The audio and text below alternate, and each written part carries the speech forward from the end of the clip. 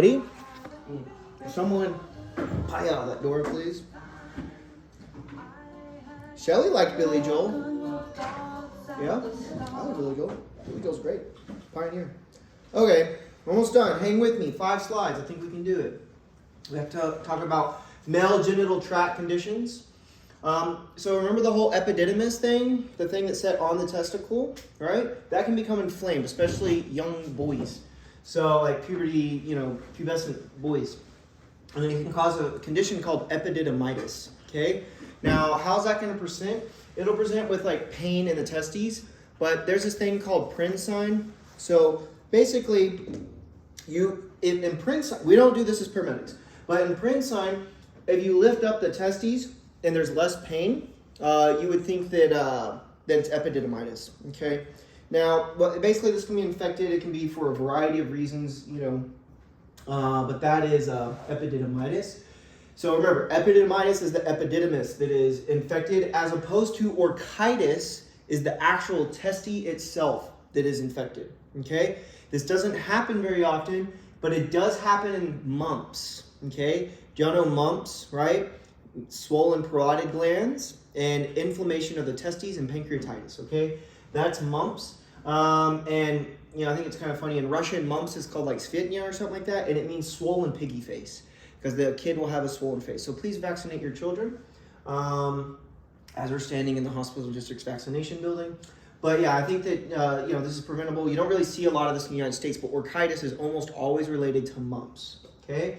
Now, what's the problem with epididymitis or orchitis in children? What could this lead to? Sterility, right? So you got to be careful with these. You actually do got to treat these. But yeah, it's supportive care in the pre-hospital environment. Okay. Let's see.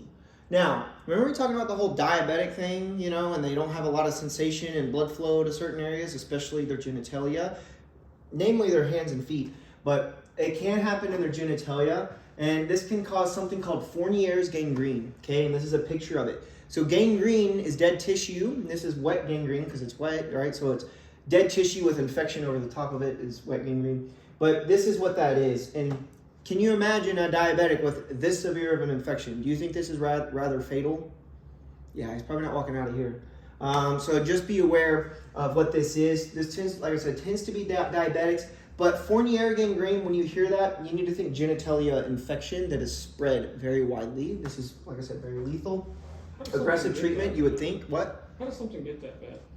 Man, they just have bad blood flow, and they may not realize that they, you know what I'm saying? You don't, for you, for example, like if it burned when you peed, you would know I need to go see a doctor. But if you just don't feel it when you're peeing, like at all, you just may not know. And I think that's something that you may overlook. Or say you have like a huge infection, a skin infection underneath the flap of your skin right here, but you just don't feel it. On you, since you have sensation, you would know, oh, that burns, it hurts, it itches. But on someone like this, they don't know that's there. They may not know it's there. They can't sense it. They don't feel it. So that's how you end up with Fournier gangrene. It's usually a lack of sensation, and who gets that? Diabetics. Okay. They just wake up one day and it's just like No, that's after a surgical intervention. Oh. Yeah, the this doctor is and debrided and flapped it and stuff. But this can't is see. incredibly bad, Yeah. right? Yeah. Know that Fournier gangrene, it doesn't just we wake up tomorrow morning and it looks like that, but they may have Fournier gangrene, true gangrene. Gangrene is like green skin, right? It's dead. Mm-hmm. It's rotting. It's like it's actually the word for it is mummified tissue. Okay, and it should be dry, but when it's wet, it's because it has infection on it. But what happens here is, they might have an area that starts off as the size of a quarter that becomes gangrene, and it spreads very rapidly. And that is how this happens. But yeah, just be aware, this is called Fournier gangrene, okay? This is a very extreme example. I put extreme examples sometimes because they're interesting, but just know that this is, when you hear Fournier gangrene, you should think diabetic who has infection of the peritoneum, or the perianal area, okay? This also tends to happen down near their scrotum and their bottom, okay? Again, if you can't feel the area between your scrotum and your bottom, right?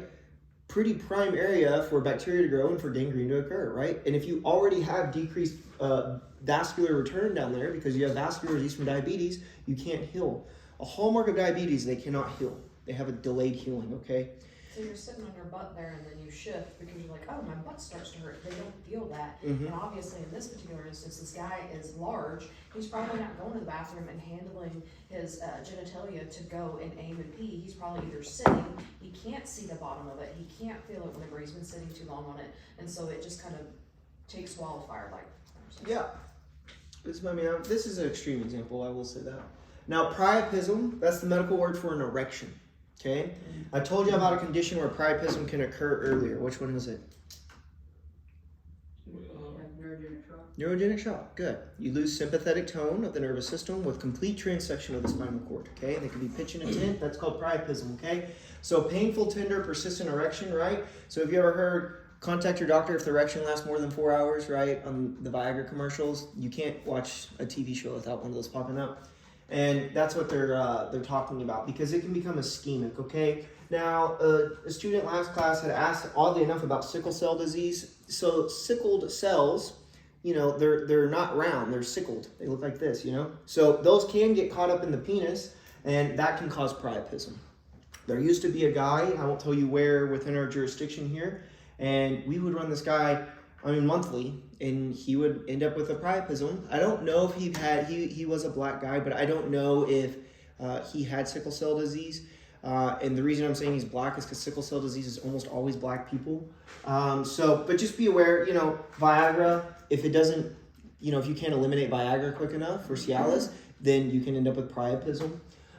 So just be aware, maintain the patient's privacy. You know, in the hospital sometimes, I can't imagine this, but you can drain this with a needle, okay? A lot of times too, they'll give phenylephrine. Phenylephrine is an alpha-1 agonist. It causes clamping down of the vessels. When you clamp down vessels, there's less blood flow, less erection. That's how that happens, okay? So I don't think that's a good day getting phenylephrine injected into a penis. But is that a common deal for like sickle cell disease? It can happen. Typically, the vaso-occlusive crises will happen in joints, usually in the hands first. It's called dactylysis. But it's typically in the hands is where you see sickle cell disease, and then joints. So those sickle cells, they get caught up in, like, as you can imagine, your joints, you know, in your hands or in your elbow or your knees. That's typically where it'll happen first. Now, it can happen in the penis, but just know that that is a cause of priapism. Yeah. Okay. Now, I find it so weird that your book wants you to know about phimosis, but okay. In an uncircumcised, typically child, if you can't retract the foreskin, that's called phimosis, okay? So as you can imagine, this would become painful eventually, and what do you think is going to happen on the other end of the skin if you can't retract it? Infection, okay? You surrogate cooks used to get this all the time, for whatever reason, especially in the Hispanic Middle Eastern population. I think it's a religious thing. They really didn't like handling the male's penis. So they wouldn't retract the foreskin when the patient pooped on themselves and really clean the glands of the penis. So it would end up with infection. And this is really common. Now, compared to phimosis, there's paraphimosis, which is when you can't get the foreskin back to the tip of the penis. So it gets caught up on the glans penis, and this can cause ischemia. It's kind of like tying a tourniquet at the end of the penis.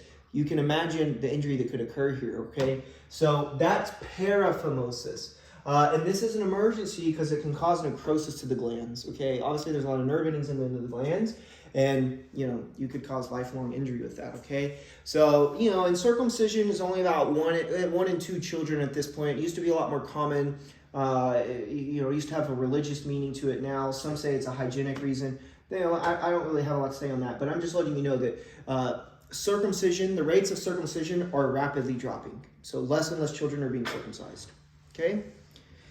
Now, benign prostatic hypertrophy, which is super annoying about this. It's actually hyperplasia, but we'll call it hypertrophy. It's age-related. What does hypertrophy mean? It means the same amount of cells, they're just bigger, okay? So biceps, they don't hyperplasia, that's cancer. They hypertrophy, okay? Same amount of muscle strands, they're just getting bigger, okay? That's what's happening in benign prostate hypertrophy, although there is hyperplasia, but that's not important. But it's age-related, non-malignant, meaning non-cancerous enlargement of the prostate gland, okay? So this can end up with difficulty starting the urine flow. So remember, if this is the prostate, remember the urethra runs right through the middle of that. So if that's swollen, it pushes on the urethra. You have hard time voiding, okay? So it makes sense you would have difficulty starting a flow of urine, stopping a flow of urine, increased urination at night, and urinary retention. So it's weird. They urinate a lot because they can't fully void. What ends up having to happen, they have to build up pressure enough to be able to push through that obstruction. So again, there's medications that can fix this. This is extremely common in older men. And the medications are finasteride. It blocks the most potent form of testosterone. It also treats male pattern baldness. And the other one is tamsulosin. It's an alpha-1 antagonist. So alpha-1 is smooth muscle. So if you antagonize that, it causes dilation. And that's one way you can treat this, okay? Now, testicular masses. Is there any firefighters in the room? Wes? Yeah? Matt? Dalton? Dylan? You're the HICO guy, right? You do HICO, yeah.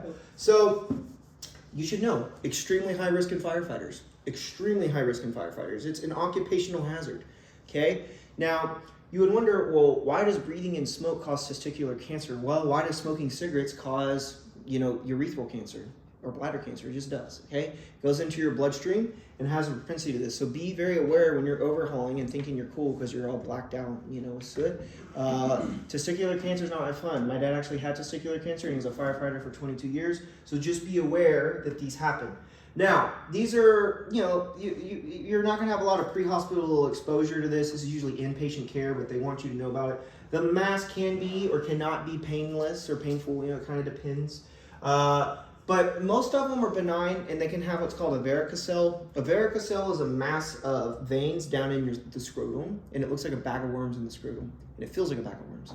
So this is there's pathology on that. It's not important. Just know a varicocele means a group of veins down in the scrotum. Now, this can be a painless or solid lump. Okay. Now it kind of makes sense that we can get ovarian or testicular masses because what's happening there? Especially in the testicles, there's a lot of cellular division, okay? And when you're dividing and creating, I don't know the number, but hundreds of thousands of sperm a day, right? So there's a lot of cellular division, there's a lot of room for something to go wrong. And when you have carcinogens, smoke, entering your bloodstream and damaging your DNA and your cellular checkpoints, it's a very common place that they like to go, and that's how you end up with testicular cancer, okay? So just be aware this is an occupational hazard in firefighters, okay? Testicular torsion. So we have two testicles, and there's vas deferens, and there's an artery, and there's a vein going to each one. And below the testicle, there's something called suspensory ligaments that bind the testicle to the scrotum. And like compression pants or shorts in men, right? It's one of the reasons why. What happens is, especially a young male, 25 or less, anywhere from like 12 to 25, what happens, they can be running and these suspensory ligaments can snap or get weak. And what happens is now you have a free-floating testicle in the scrotum and it can twist up on itself. And when it twists up on itself, it can cause hemorrhagic infarction of the testicle. And this is a true, not life-threatening, but a true medical emergency.